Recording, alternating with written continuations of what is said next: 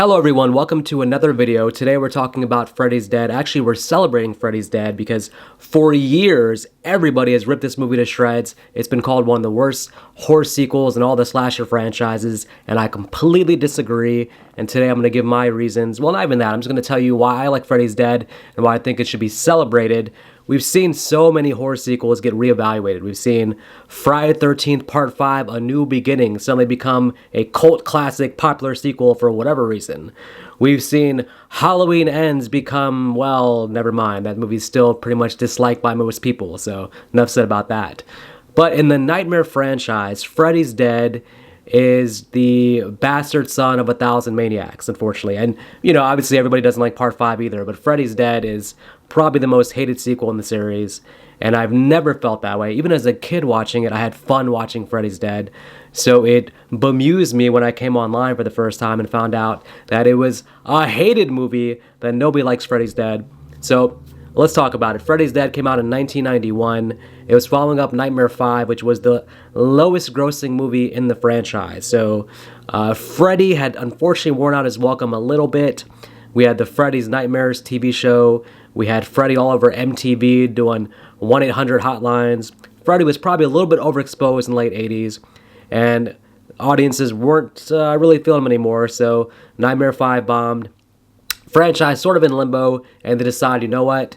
We've made a lot of money off Freddy, but let's move on. Let's kill him off finally. Old Fredhead finally gonna die here, and Freddy's Dead. 1991. You know, even though the slasher craze had sort of ended here, I mean, Halloween 5 had bombed in 1989. Jason Takes Manhattan had bombed in 1989. It seemed like the end of the 80s was the end of the slasher craze. Freddy's Dead actually did pretty well at the box office, $36 million here in 1991. It was one of the higher grossing entries in the franchise, so no matter what anybody says about Freddy's Dead, quality-wise, it was a box office hit. But the movie, they wanted to take it in a completely, well, I wouldn't say a completely different direction, because Freddy's been funny now since Part 4, I would say. Kind of similar in Part 3. He became a goofball in Part 4, became an over-the-top goofball in Part 5.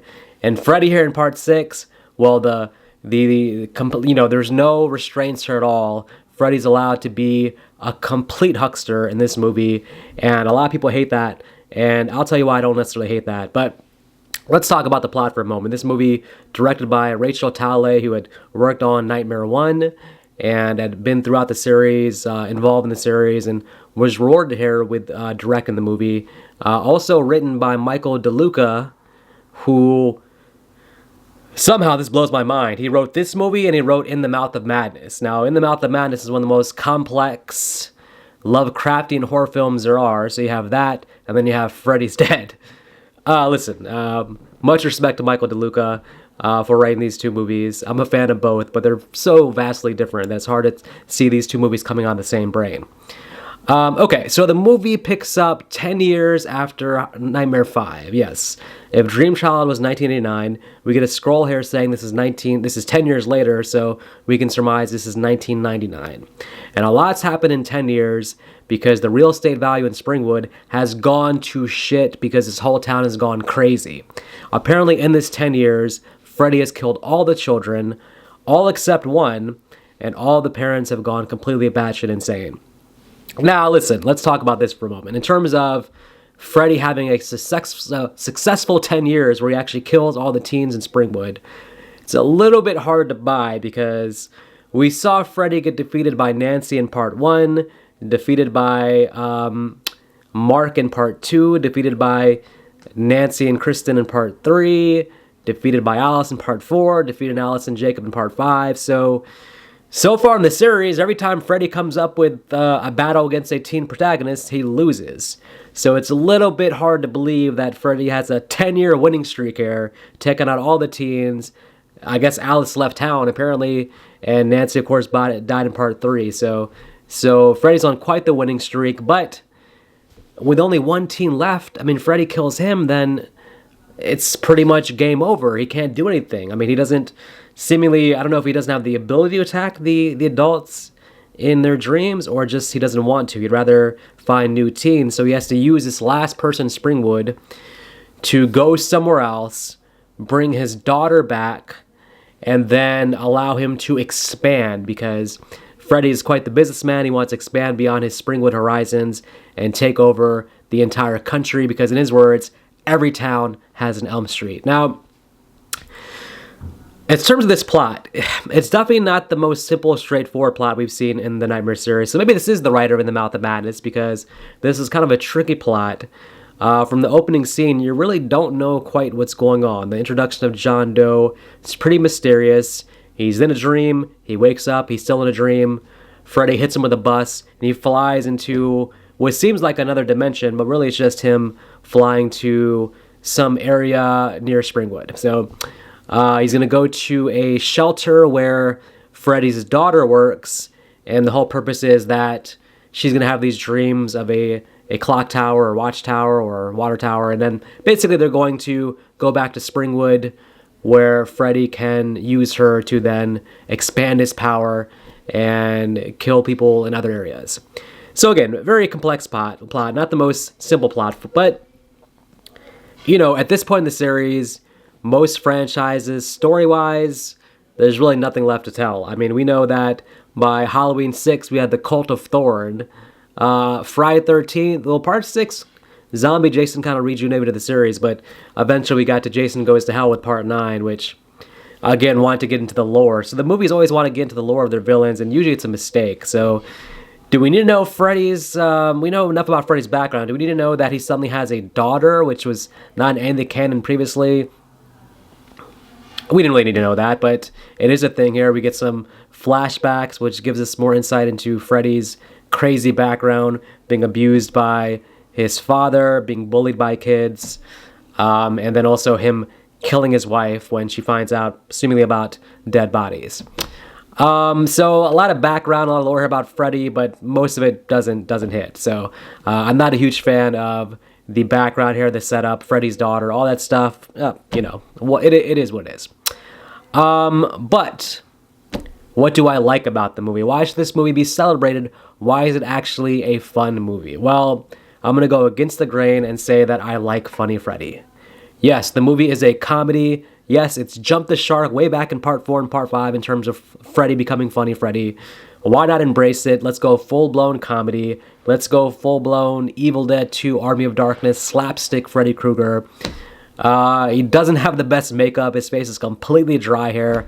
Why a Dream Demon has different makeup in each movie is beyond me, but let's go with it.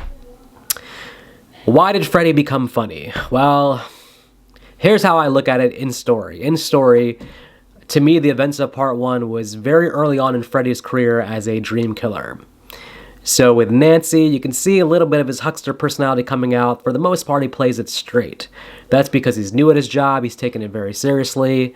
But as is human nature, the more experience you get with the job, as time goes on, you become more comfortable, more laid back. You don't take it as seriously. I mean, we see this all the time at your workplace. We see it with long-standing employees. It's natural. With anything, you get more comfortable. This is Freddy, like, you know, in his, I'm going to be retiring soon, so these last couple years, I don't give a damn. This is an older Freddy who's not taking his job too seriously. So, of course, he's going to play video games, he's going to laugh his ass off. He's enjoying himself. He's trying to find joy in his day-to-day dream-killing job. And so, yeah, he became more of a huckster. He became more Freddy. He's not as serious anymore. The one-liners don't hit anymore. He's already used all his A material. We're getting his C material now. I'm okay with all of this. I think that it actually makes sense in universe story-wise.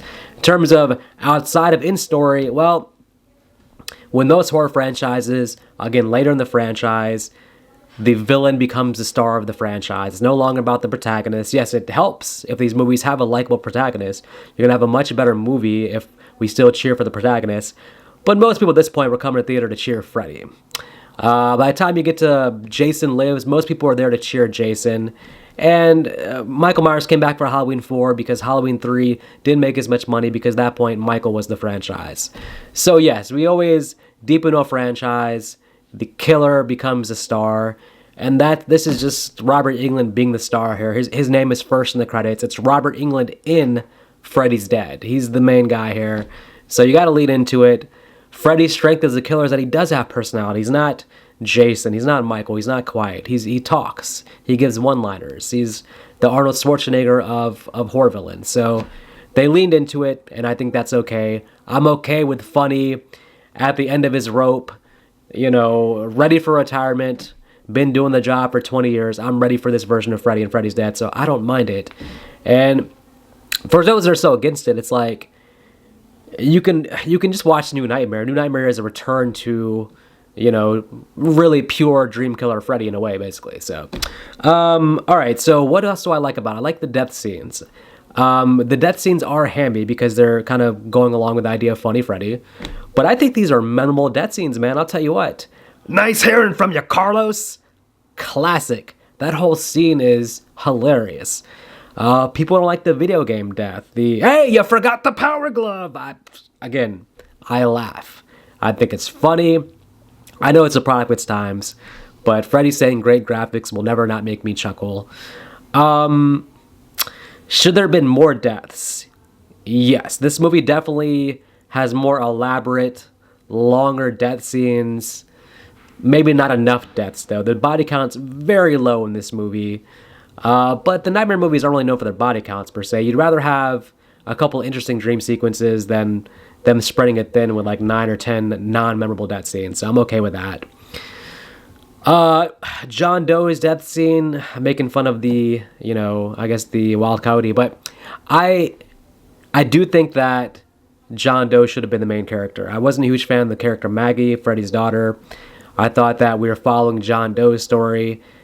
Doesn't mean that he had to necessarily be Freddy's son. I mean, I guess they want to go with that twist there of that obviously it's Freddy's daughter, not his son. But I would have liked John Doe to survive over Tracy.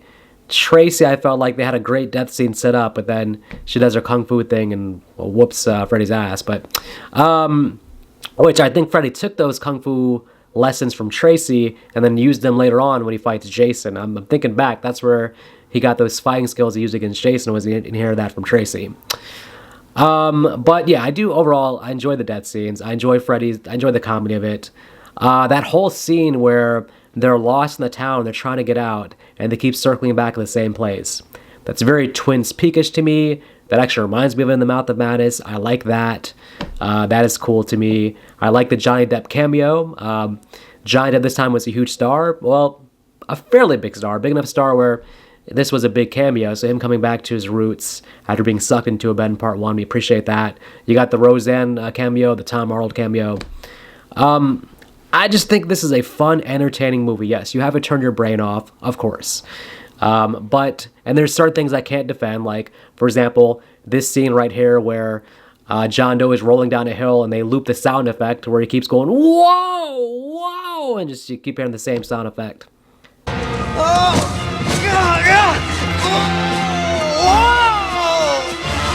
I mean, what the hell is that? Let's be honest, but other things that are a little bit off here, the doctor character who knows everything about dreams and is able to figure out the entire thesis of Freddy. What the hell, man? This should have been Neil from part 3. Really low-hanging fruit, but Neil had disappeared from the series. You could bring him back here. His interest in dreams, his knowledge of Freddy would make perfect sense. And who doesn't want to see Bill Maher take on Freddy? Okay, no, I'm like, it's not Bill Maher, but bring back Neil here. I don't know, that'd be cool. The doctor knows a little bit too much. 3D effects, well, as with Friday the 13th Part 3, the 3D effects have not aged well. So you get some things that are of their time is because you're meant to have the 3D glasses, and even then, they're not the greatest 3D graphics anyway, so that doesn't necessarily age well either. Ultimately, again, if you turn your brain off, if you accept that this is going to be a horror comedy, that they're playing this for laughs, you can't tell me that you can't have a good time with this movie. You can't tell me that it's so dumb that you're not entertained. To me, this is better than most other bottom points of other franchises. It's better than Halloween Resurrection.